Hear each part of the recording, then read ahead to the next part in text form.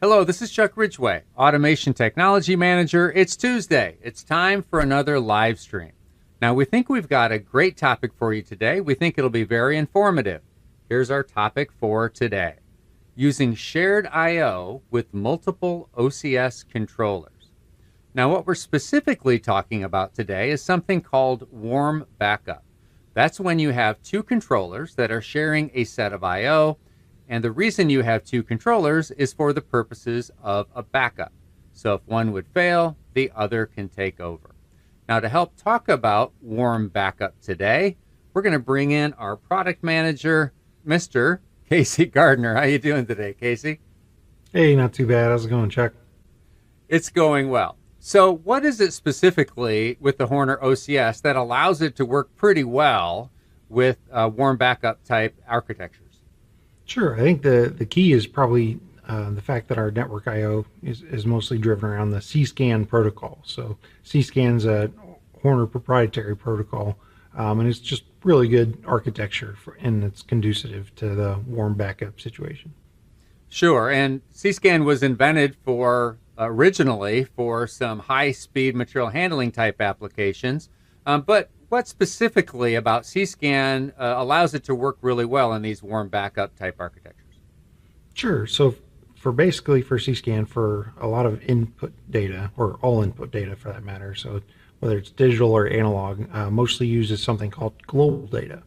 So basically that message is broadcast on the network from any input module as a status update, basically for whoever wants to hear it. So whether it's multiple OCSs, singular OCSs, it's just broadcasting whenever it needs to have a status update. So that helps keep network traffic down first and foremost, but it also helps in cases like this where if you have multiple OCS on the network that want to receive it, they can.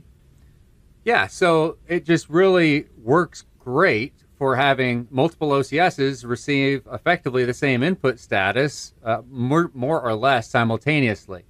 Now, you've talked about inputs. I'm going to talk about outputs here for a minute. So with output data, or output I/O, I should say, like, let's say digital outputs or analog outputs, it doesn't use global data. It uses something called directed data. So an output device on Cscan doesn't really care which OCS sends directed data messages to control it. It only cares that the messages come in frequently enough so that it knows it's under control. Because if those messages stop coming in, then that output device needs to set its outputs to a safe state. So in a warm backup scenario, as long as the second OCS takes over fast enough and the and the I/O output device receives its directed data messages soon enough, then everything will work without a hitch, really. So that's another great feature of the Cscan network. So traditionally, we've recommended SmartRail I/O as the I/O of choice in a warm backup type application, and that continues today. But what about the new OCS I/O? What's its capabilities with warm backup? Sure. So it's not set up to handle it currently. That is something we're looking to improve in the future. And whether it's in the same type of implementation or there's possibilities of other types of different handling of global I/O or global data or global variables for that matter. So there's some future projects that I won't go into too much detail on, but that could be a different way of using it in the future as well. Yeah, so that'll be great. So again, if you're looking at a warm backup application today, SmartRail, Cscan version of course, is your best choice. And keep tuned in the future in 2024 and beyond for some warm backup options for the OCS I/O. Thanks again, Casey. Sure thing. Okay, let's take a look at how we're breaking down today's topic. So today we're going to talk a little bit about redundant schemes in general. The warm backup scheme that Casey and I talked about in the open is one of many available redundant control schemes, but that's the one we're going to really zero in on today after we've reviewed some other options. And a bulk of the time today really is going to be spent reviewing what the requirements would be and how to build a warm backup application And we've got an example already created available for you to download that you can use as a starting point in a warm backup application, or maybe you can just copy and paste from it, or just learn how to do warm backup in a Horner system from our example. So I would encourage you, if you're watching this on replay especially, to go ahead and download that example. If you're watching this live, I would download the example, just do it after our program is over. Okay, and we're going to have plenty of time to review that application and also to show it in action on the bench. Okay, redundant control schemes. Now there are many different approaches to redundancy with control systems. You can have redundant CPUs. You can have redundant I/O. You can have redundant wiring so that if a cable gets cut, you don't have an issue with losing your system. And you can have any combination of those three things. So there's just a countless number of different schemes. But for today's live stream, we're going to focus in on CPU redundancy, applications where you have more than one CPU solving the application at any given time. And we're going to compare the different types of CPU redundancy, and then we're going to zero in on that warm backup architecture Casey and I were discussing. So when it comes to CPU redundancy, three different types of redundancy are cold, warm, and hot redundancy. How do these compare?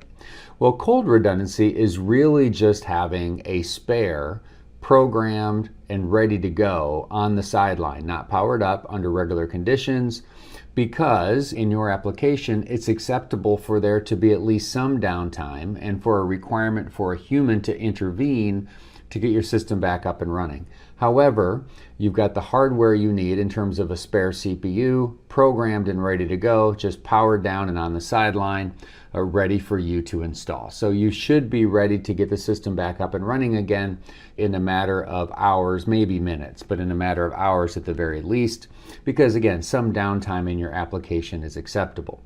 Now the next level would be warm backup, and that's where you have two CPUs powered up all the time, and your primary CPU is controlling your application normally, but if for whatever reason that primary CPU is no longer available, the warm backup, the backup CPU is ready to take over.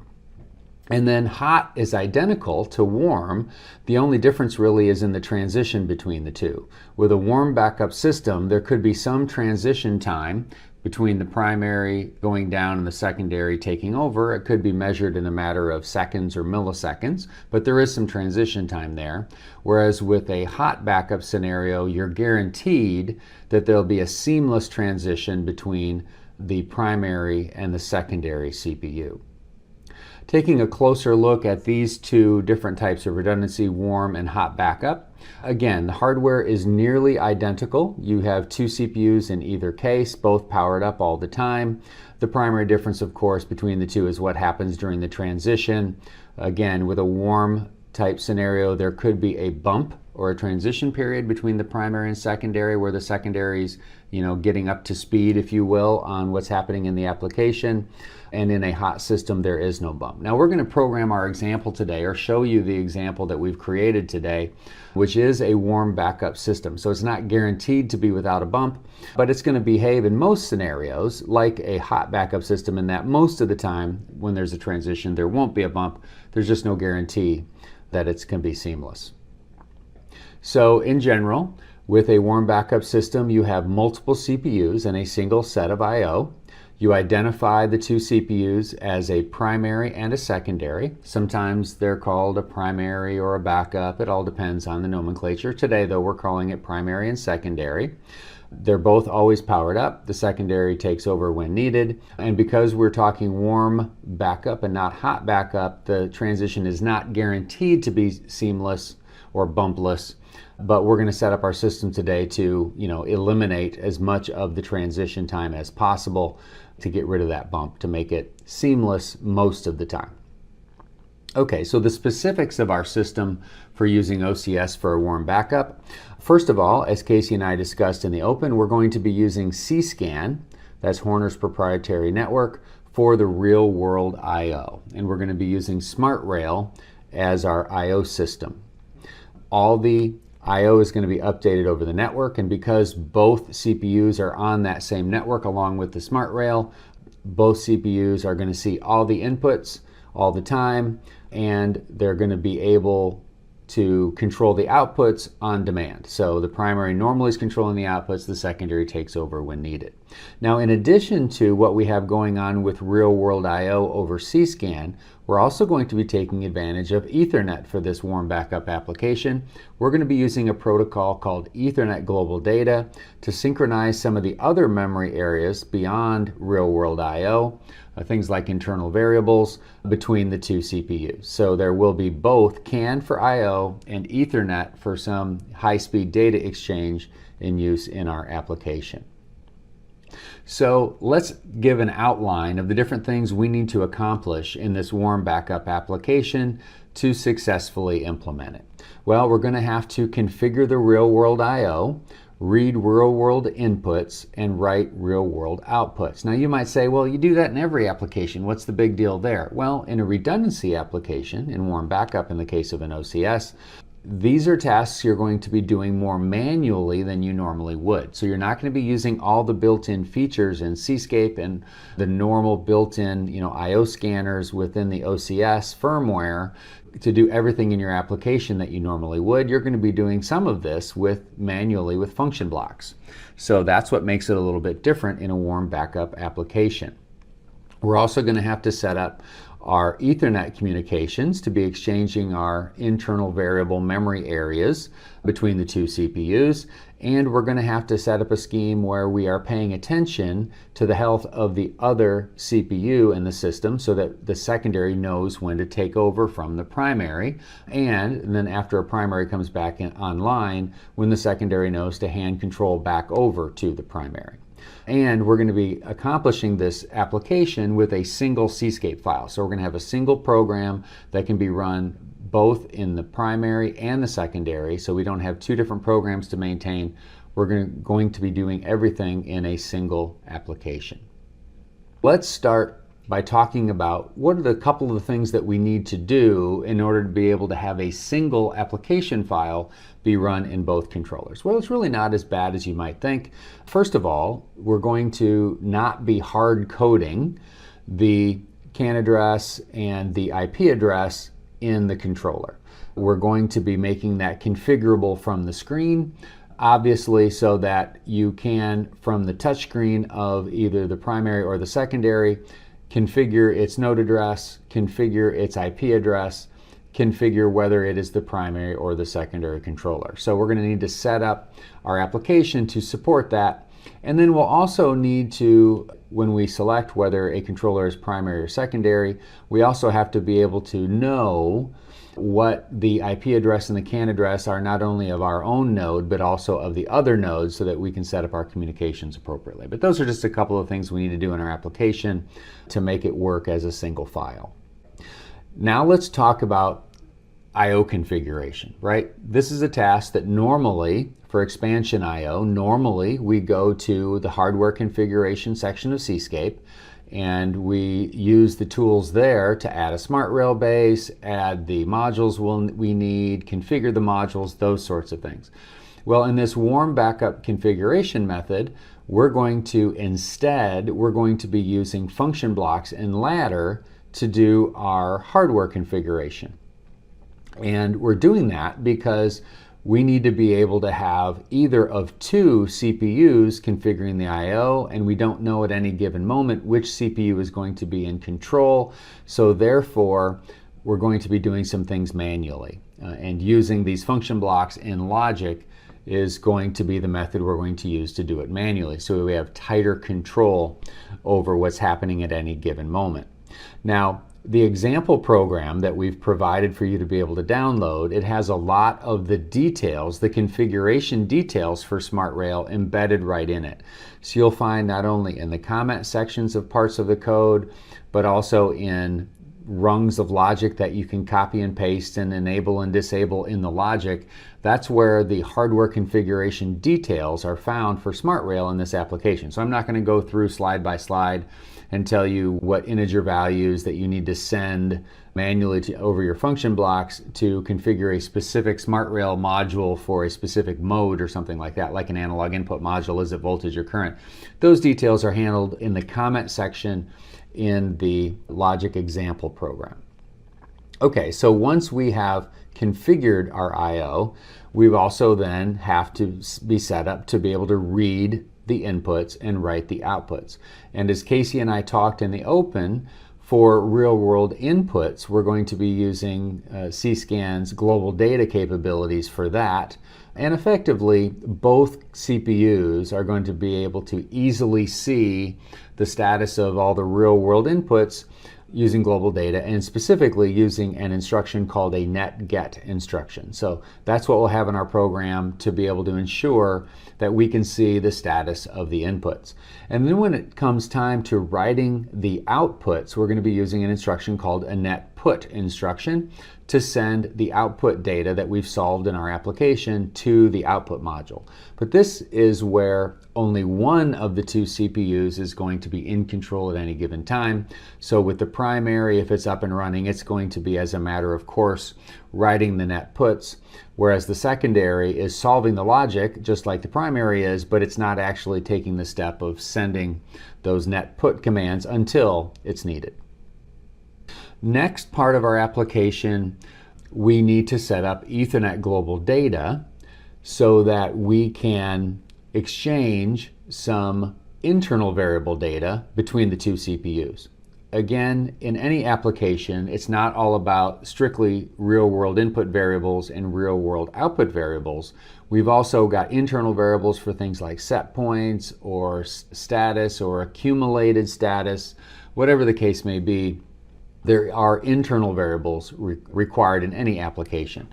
So in this application, to keep that internal variable traffic off of the real-world I/O network, which is Cscan, we're going to be using Ethernet to accomplish that. And specifically, we're going to be using a protocol called Ethernet Global Data.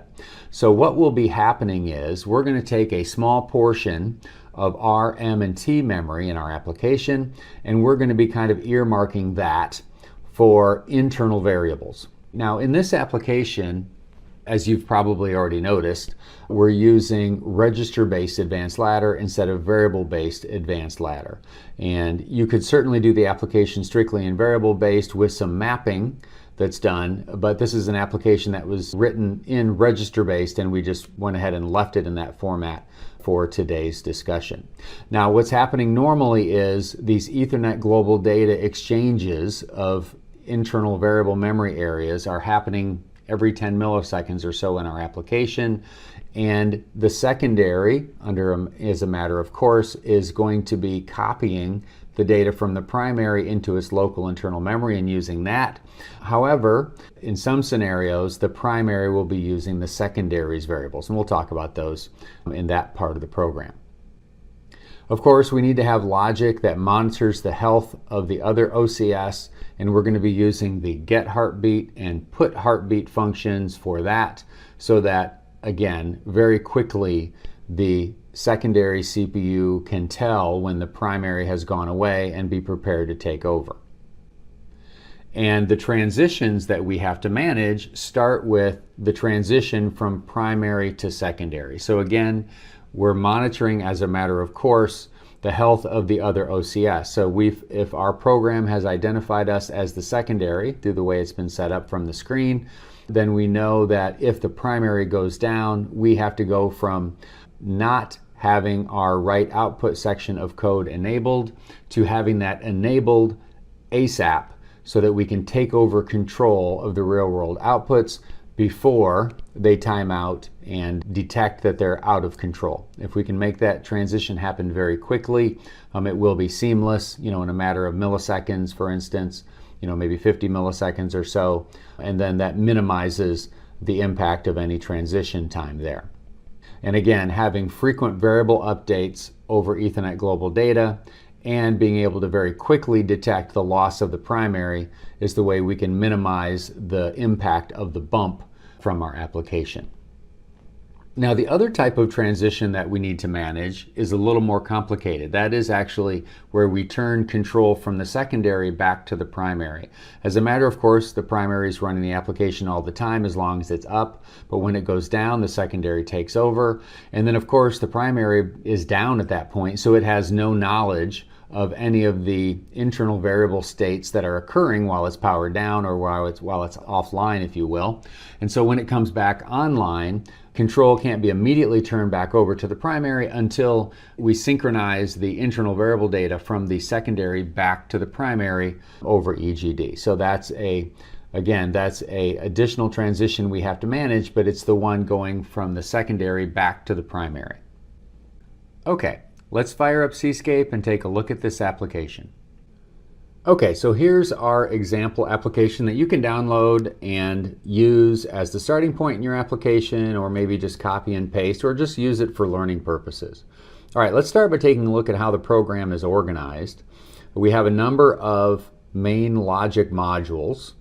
The main code for the application, for your application for instance, would be housed in main, but in my case, for this simple example, I just have some simple logic that's really just being used to exercise I/O. So let's take a look at what's going on before our main code and after our main codes. We've got routines dealing with synchronizing of the internal variables and reading the inputs, and those need to be done at the beginning because those are inputs that will be used in the solving of our logic. So we want to make sure we get all the inputs updated before we start solving our logic down here in main. We've got a warm backup section where we have some of the specifics of determining, what happens if we're the primary, what happens if we're the secondary. After we've solved our main logic, we've got routines for writing the outputs. Obviously, only the primary is actually going to be executing the writes at any given moment. If it's in control, if it's up and in control. If not, it'll be the secondary and the primary will be offline. And then we've also got a little bit of code here at the very end, which is used during certain synchronizations when we are writing data from the secondary back to the primary. But I'll go through these individual sections here in a minute. One of the things we talked about is we wanted a single application to be able to be run in both the primary as well as the secondary. There were a couple things we needed to set up in the application to make that happen. One thing was we needed to have a method from the screen to be able to select whether a unit is primary or secondary. So we've got a toggle switch we've added here as part of a setup area on the screen so that a unit after it's been downloaded, the program's been downloaded, you can select is this the primary or the secondary. And then we also have to have the ability to set things like the Ethernet configuration and the CAN address. Those also need to be set from the screen and not hard coded so that again, either unit can be used as either the primary or the secondary using the same application. Okay, so I'll show you more about what's happening on the screens there during our demonstration. All right, so the next thing we needed to do is, other than just make sure we had one application that could be run in both units, was we needed to be able to handle configuration of the smart rail manually instead of using hardware configuration. So if I go to the hardware configuration section and go to Cscan.io, this is where you would normally see the smart rail base.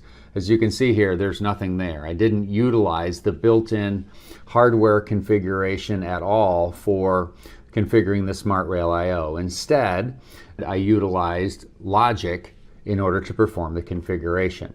So let's take a look at where we're accomplishing that. Okay, let's go into the read I/O section actually, because before we can read the I/O, we have to make sure it's configured. So at the very beginning of this read I/O routine here, we're calling a subroutine for setting the I/O config. All right, now let's go ahead and dive into this subroutine here. Okay, and as I mentioned earlier on the slides, this is where all the details for the configuration for SmartRail are housed in this subroutine. So all the details you need to know in terms of what data needs to be sent to this particular SmartRail module, if it's an analog module or an RTD module or a digital module, etc., that's all housed here in this routine. So I'm going to just scroll down through here, and you can see we've got slot by slot an area to add logic, one rung per slot. You can see we have a bunch of empty slots here. In our example, we're only using 2 slots, I believe. And then further down in the configuration rungs, these are rungs you can copy and paste depending on which module you're using. So DIM 510, DIM 610, DIM 710, module by module in SmartRail. The information you need to configure each type of module is contained in this section of the code, and then you can just copy and paste this up into the slot specific area of the code up here. So in slot 1, I've got a DIM 610, so I've copied and pasted that here and made a few adjustments. It's very well commented, so it tells you what you need to do as you're modifying the logic for your specific module. So I've got a DIM 610 in slot 1, and I've got a DIQ 512 in slot 2. And in my demo, that's all I've got. But if you had 8 slots in your rack, you could fill in the details here. So all the configuration information is in here. You just need to read the comments and do a little copying and pasting and follow the instructions, and then you can very easily manually configure your SmartRail module. So that's, again, one of the things we had to do was manually configure the SmartRail. Okay, now going back into our read routine, the other things that we had to do besides configure the I/O manually is we had to read the inputs manually. So let's scroll down here a little further, okay, and let's look at read status. So anytime we're reading inputs or reading I/O from a base of I/O over Cscan, the first thing we have to do is make sure that I/O is healthy, right? So we're going to need to constantly be monitoring the status of that I/O so that if, for whatever reason, there's a configuration error, any kind of error with that I/O, we can react appropriately and understand that we don't have good inputs or good I/O communication, so we really can't control our machine. So we can flag an error, whatever we need to do. So that's a critical part of the application, is reading the status on a normal basis, and we're going to read that every scan to obviously be able to continuously monitor that. And then whenever we have faults, we're going to be able to detect those. And then once we're done with our fault type information, I scroll down a little quickly there. Once we're done reading our fault information, then we are going to read all of our input data. Now, the way this example is configured, I'm actually reading all the input data into %R type registers. This is written using a register-based advanced ladder.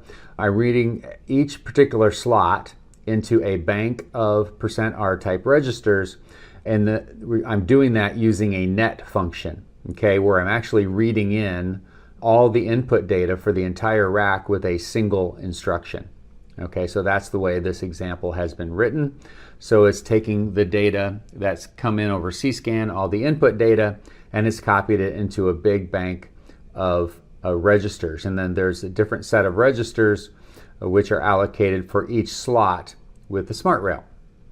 And the next part of the application, this is purely optional, but it's the way I chose to do it in this application, is I'm going to then have further logic, which is going to take the data that's read into the registers, the %R registers, and I'm going to copy them into real-world I/O addresses, I's and AI's. Okay, and then further down here, there's logic where slot by slot, I can move data from the registers allocated to that slot into real-world input and real-world analog input type registers. This is absolutely optional. You don't have to do that. You could just work with the original %Rs where the data was read into, but this is how I chose to do the application. So slot by slot, then you can remap those %Rs over to real-world I/O addresses. Okay, so that's for reading the input. So that's the code that's available in the example for reading the inputs. Now let's talk about writing the outputs. Where's the code for writing the outputs? Okay, so in this section of code, the first thing we'll notice here is at the very beginning of the write I/O section for writing outputs, if this particular unit, if this particular OCS is not in control at any given minute, okay, whether it's the primary, where it's the primary and it's been down and it's back up but it's not in control, or whether it's a secondary unit and the primary is up and running, for whatever reason this unit is not in control, it's going to skip down to a different section and not execute the write output section. So again, the write output section only gets executed by the OCS that's currently in control at a given moment, and this is done using net puts. Okay, so these are net put instructions, and we've got, again, we have data that's allocated to each slot in the rack, and therefore we have 8 rungs, 1 per slot, for effectively writing data to each slot using a net put command. All right, so here we are writing slot 1 outputs, writing slot 2 outputs, etc. Now the way we've configured these net puts is we have configured them as change of state. So we're only sending output data when it actually changes state. Okay, so that's important. Except we do have an additional trigger bit that we can trigger to send extra updates to the output module on a regular basis, just to make sure that that output status gets there. And this is really only important if there's been a transition from primary to secondary or back again, when it's possible that a change of state transition occurred and the output module wasn't updated. So again, generally the change of state is going to take care of it, but we've also added an additional trigger bit that can be triggered outside of just a change of state. And the way we're controlling that trigger is a little further down here. After we go down here past the right of the 8 slots, so every slot effectively has a rung that's used for a net put command, and if there's an output module in that slot, then we have to enable the net put by changing this always off to a different bit there, and that's all detailed in the documentation for the rung. But anyway, down here what we've done is we have a timer that's timing up to 100 milliseconds, and then every slot has a time slice. So in addition to the change of state, we're also sending a output update to each slot every 100 milliseconds. So if for whatever reason a transition is missed on a change of state, at the very worst case scenario, each output module should be updated every 100 milliseconds or so. Okay, now let's take a look at the data exchange that we're going to be doing, or we are doing, for internal variables over Ethernet global data between the 2 controllers. And that is not done in logic, that's actually done in hardware configuration in the Ethernet section. So let's take a look at that now. Remember what we're doing in the application as we go to hardware configuration, LAN 1, EGD, and configure selected protocol. What we're doing in the application is we've allocated a certain number of memory areas inside the memory of each controller for the use of internal variables. And so using Ethernet global data, the way we're doing this is each controller has a chunk of data, which effectively is that internal memory area, that it's broadcasting to the network every 10 milliseconds or so. Okay? And it's also consuming a single exchange every 10 milliseconds of the internal variable data from the other controller.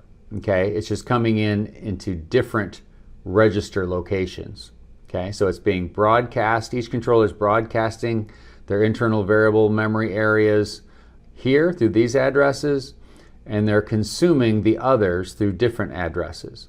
And then if this is the secondary unit, as a matter of course, it's going to be taking the internal variable data from the primary and copying it over to its own internal memory every 10 milliseconds or so if everything's up and running. If it has taken over control from the primary and then later the primary comes back online, in that scenario, then the primary will actually need to take the data it's receiving from this area of memory over the network and copying it into its own internal variables. Okay, but that's the exception rather than the rule.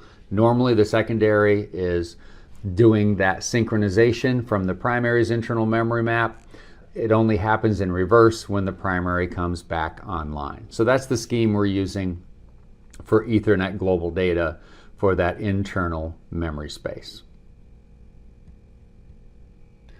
Okay, the next task we have to perform is we need to monitor the health of the other node, the other controller on the network, so that that can aid us in determining when we need to transition from primary to secondary or back again.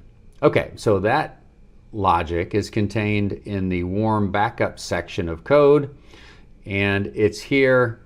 We've got a net get heartbeat for checking the heartbeat of the other node. All right, and as long as we're getting heartbeats every 100 milliseconds, then the other node is okay. If those heartbeats are not coming in that frequently, then the other node is not okay, and then we're going to trigger some transition logic elsewhere in the program.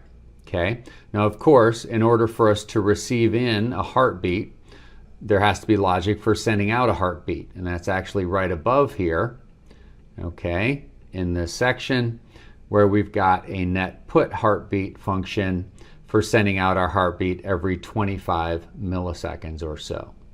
Okay, so that logic will help us determine the health of the other unit and aid in the transition.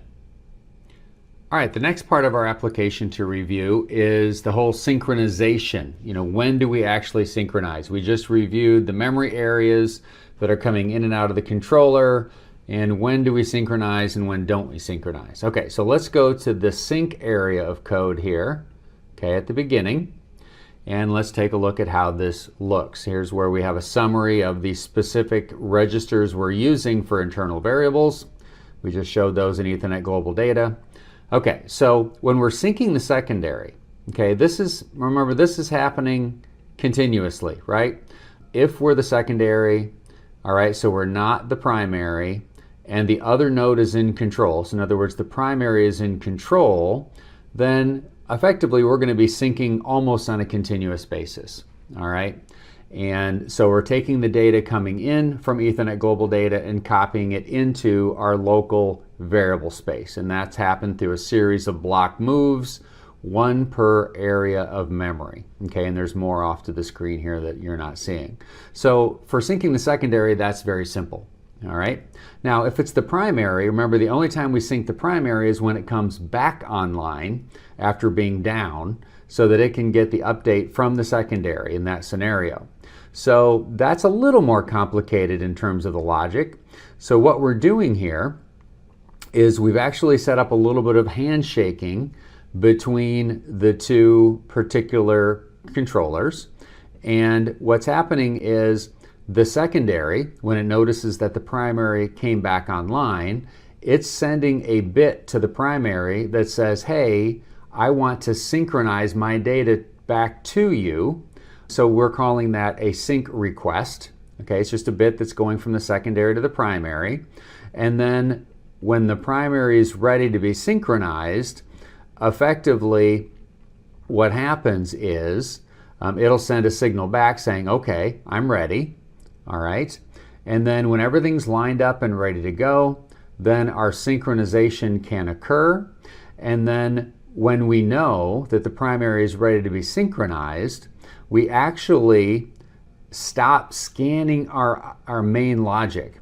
We effectively jump right to an end now routine that's at the very end, all right, and wait until that synchronization of all the data is complete. And then after it's complete, then we go back to scanning as normal. But by that point, the primary has already taken over. So we've just set up a little bit of handshaking so that the secondary can request to the primary, hey, get ready to take back control. Let's get you synchronized up again. And then that all happens. So again, I'm not going to go through every single detail of the code. It's very well documented. You can see precisely what's happening here. Okay, now that we've thoroughly reviewed our application, let's take a look at our warm backup example in action on the bench. Okay, here is our warm backup setup on the bench. So what I have going on here is I have two identical XL4s. One is acting as the primary controller. the other is acting as the secondary controller. They are both running identical Cscape programs, and they are both networked with a smart rail base, and there could be multiple smart rail bases. There's just one on the bench here. And the inputs from the smart rail are being broadcast and are received by both controllers. And the outputs of the smart rail are only in control by one OCS at a time. So strictly the primary OCS, which is this guy. Okay? The secondary OCS is only going to control the outputs if, for whatever reason, the primary is not available. So that's the scheme we have here. All right, let's take a look at the screens that we have set up for demonstration purposes.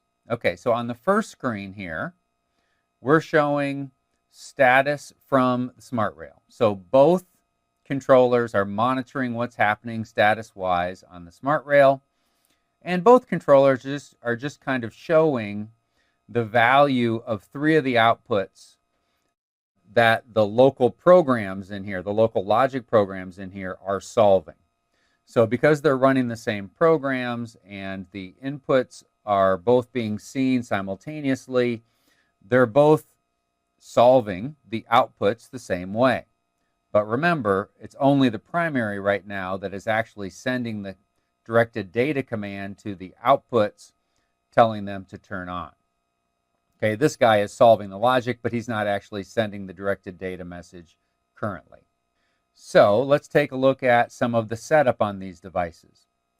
Well, since they both have the same programs, then setting which unit is primary and which unit is secondary, as well as IP addresses and CAN addresses, that has to be done from the screen so that they can both have the same program. So let's go to the setup screen on both units and take a look here. So the way this scheme is currently set up, the primary unit, its CAN address and its IP address are set up to be 100 less than the secondary unit. So we've got a CAN address of 100 on the primary and 200 on the secondary.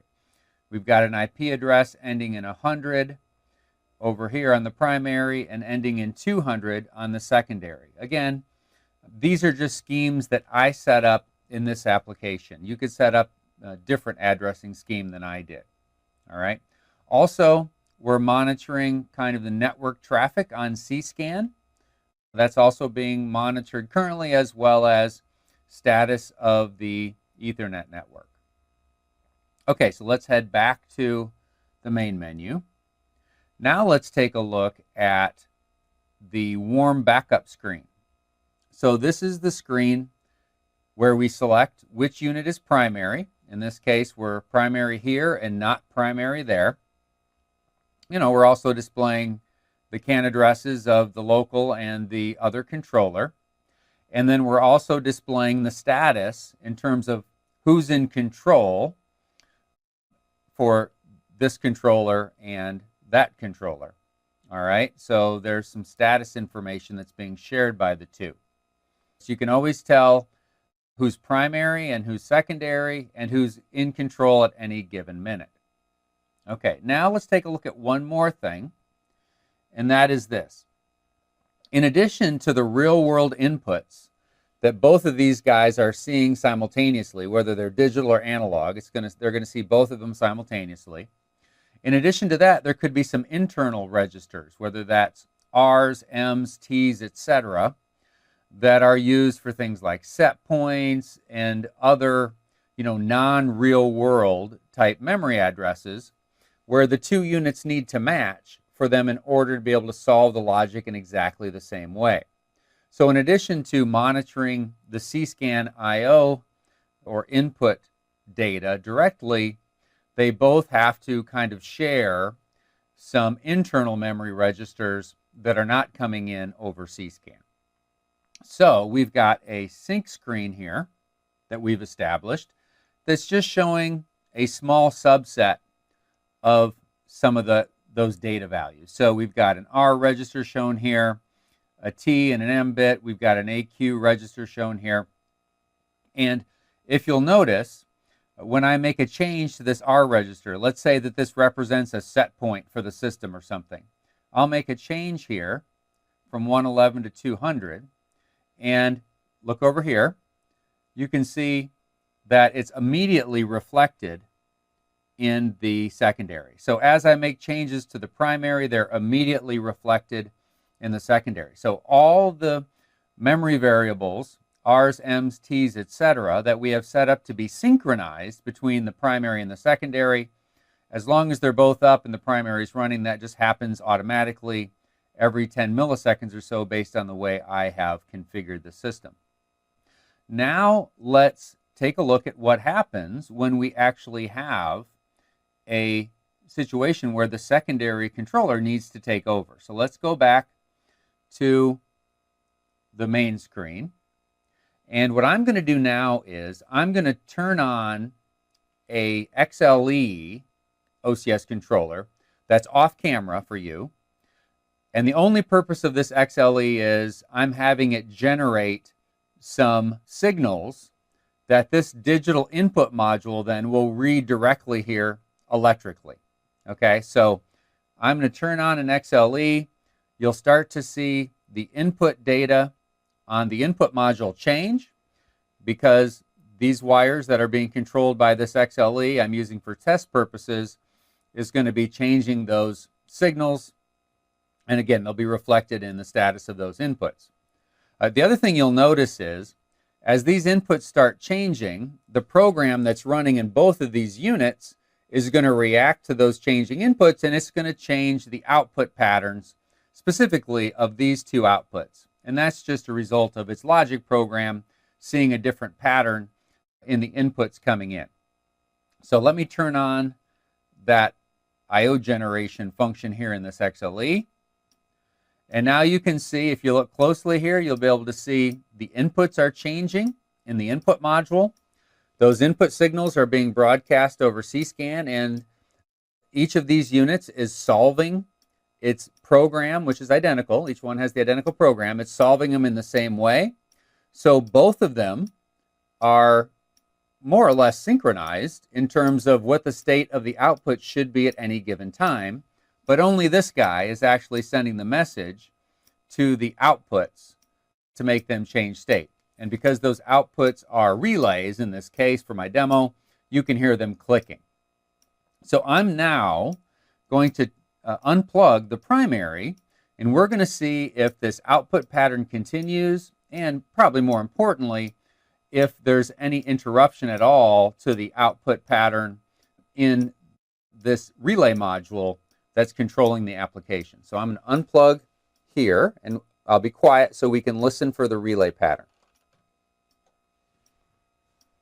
Okay, so nothing really changed. This pattern didn't change. The outputs kept right on going. There was no interruption there. And if we go to our warm backup screen, we can see that this node is now in control and the other node is no longer okay. Okay, so this secondary took over nicely. Now, before we bring the primary back online, let's talk about a situation that could occur. So remember, in addition to the real-world input data, analog and digital, that would be coming in to both nodes simultaneously, we've also got some internal set points and those sorts of things that can be different between the two. So let's imagine that one of our set points has changed while the secondary is in control. So I'm going to go to the sync screen here, and let's imagine that this R1 represents a set point for the system, and I'm going to change it to from 200 over to 500. Okay, and I'm going to turn T1 off and turn M1 on. So those are all changes that were made in the application or the operation of the machine effectively while the primary was down. So when the secondary comes back up again, it not only has to take over control, but it needs to first get synchronized with the data from the secondary so that when it comes back up, it has an appropriate picture of what's happening on the machine. So I'm going to power it up again, power the primary up again. and let's see what happens. Okay, of course it's going to take a while for this guy to come up. Let me move over to the warm backup screen, and we can see this guy remains in control while this guy is booting. And what actually happens here is that the primary is not configured or programmed to come back right away. Okay, this guy, you can see a few seconds later, is still in control, but we're allowing things to stabilize. We're getting an opportunity for the synchronizing to happen back from the secondary to the primary. And now, after about 10 seconds, finally, this node is back in control again.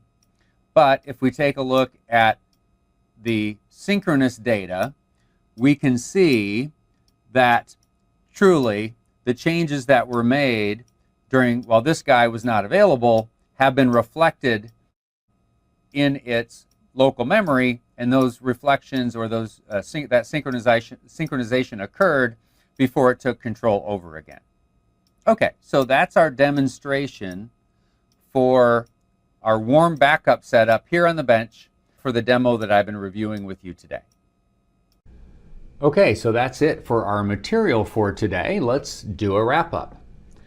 So with OCS Warm Backup, in your application, you've got 2 redundant OCS controllers and a single set of Cscan I/O. Now, it could be multiple SmartRail bases as part of that single set of I/O, but it is a shared set of I/O between the 2 controllers. Warm Backup's called Warm Backup because it's not guaranteed to be bumpless when you transition from the primary to the secondary or back again. Hot Backup is the scheme that is guaranteed to be without a transition and perfectly seamless. Although in our demonstration we showed you how with Warm Backup it often can be bumpless. Cscan Network, as we talked about throughout the program, is ideal for Warm Backup because of the fact that it uses global data and directed data for real-world I/O, and you can utilize that capability in this sort of scheme. And then alongside our Cscan I/O for real-world I/O, we also utilized a protocol called Ethernet Global Data to exchange internal memory and internal variables at high speed to fully synchronize the 2 OCS units in the system.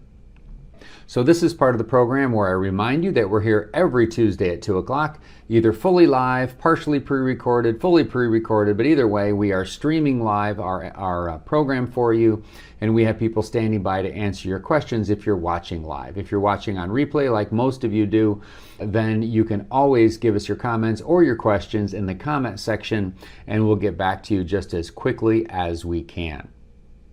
We want to remind you that we are celebrating the 10th year anniversary of the Horner Lighting Group, and there's a lot of great Horner Lighting videos available on our YouTube channel alongside the automation content.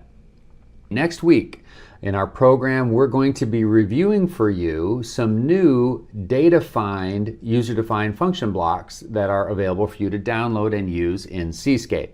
Now, data-defined type functions aren't included as part of the standard instruction set in Advanced Ladder, but we've created some user-defined function blocks that perform those tasks for you that you can use in your application when you need them. Things like searching through a list of variables and looking for a specific value, for instance, as part of an array or something like that. So we think you'll find those user-defined function blocks useful, and we're going to review those next week. Okay, so until next week, let's all get out there and do us some good.